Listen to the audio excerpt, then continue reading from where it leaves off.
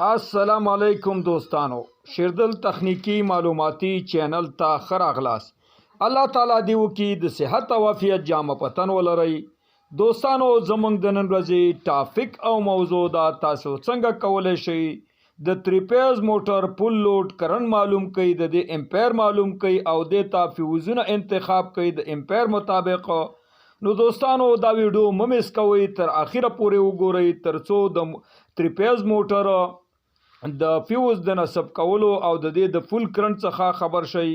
نو دوستانو، راځو ټاپک او موضوع ته. د فل لوډ کرنټ فارمول داسې دی دوستانو چې فل لوډ مساوي کیږي د کیلو واټ ضرب واټ تقسیمیږي دوستانو پر √3 ضرب وولټ ضرب پاور فیکټر باندې. نو دوستانو، کله چې تاسې د 3 فیز موټر فل کرنټ معلوموئ او دې ته فیوزونه انتخابوئ، نو تاسې اړتیا لرئ 3 شیانو ته. اول دوستانو ریټډ پاور چې دا موټر چې دی دوستانو په 100 واټه دی. دویم اپریټنګ ولټیج، دا موټر چې دی په 100 ولټه باندې چلیږي. او دریم دوستانو پاور فیکټر، د دې موټر پاور فیکټر څو دی. نو دوستانو، راځو ټاپک او موضوع ته.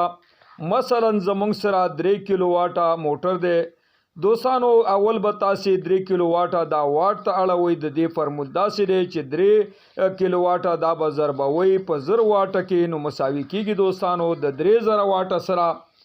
د دې نه وروسته بیا تاسې دا تقسیموئ په √3 ضرب وولټ ضرب پاور فیکټر باندې چې دوستانو زمونږ د 3 فیز موټر د √3 چې دا مساوي کیږي د 1.32 سره. دا به ضربوو د موټر د ولټیج چې دا 3 فیز موټر دی په 415 باندې دا اپریټنګ کوي. نو د دې ولټیج 415 د دې کې به ضربوو. د دې نه وروسته به دوستانو بیا تاسې ضربوئ په پاور فیکټر کې. د موټر پاور فیکټر چې دی 0.8 دی په دې کې. نو موږ ته په لاس باندې راځي 515.0 د زمونږ ټوټل محاسبه رااله. نو دوستانو، تاسې به 3000 واټه دا به تقسیموئ په 515.0 باندې. نو د 3 فیز موټر دوستانو امپیر موږ ته په لاس باندې راځي 5.21 امپیره.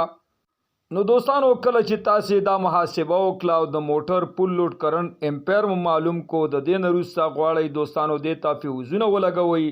نو فل لوډ کرنټ به راوالی دوستانو، دا به ضرب کوي. د دې فارمول داسې دی د 1.5 سره، یعنی 5.21 به دوستانو ته ضرب کوي د 1.5 سره.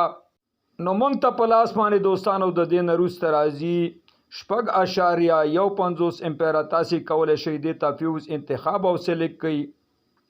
دوستانو، کله چې 6.15 امپیره فیوز نه پیدا کیږي، نو تاسې کولی شئ دې ته 8 یا 9 پورې دوستانو تاسې کولی شئ دې ته فیوزونه انتخاب او نصب او کنیکشن کوي.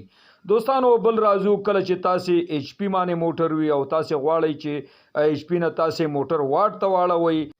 نو دوستانو، د دې دپاره فارمول داسې دی چې ایچ پی به ضربوئ په 0.4 کې. موږ ته به په لاس باندې راځي دوستانو واټ. مثلا دوستانو، زمونږ سره 3 ایچ پی موټر دی، دا به ضربوو په 0.4 سره. نو مساوي کیږي دوستانو 2.38 کیلو واټه سره. نو دوستانو، په دې طریقه باندې تاسې کولی شئ چې د ایچ پی څخه 3 فیز موټر کیلو واټ ته واړوئ.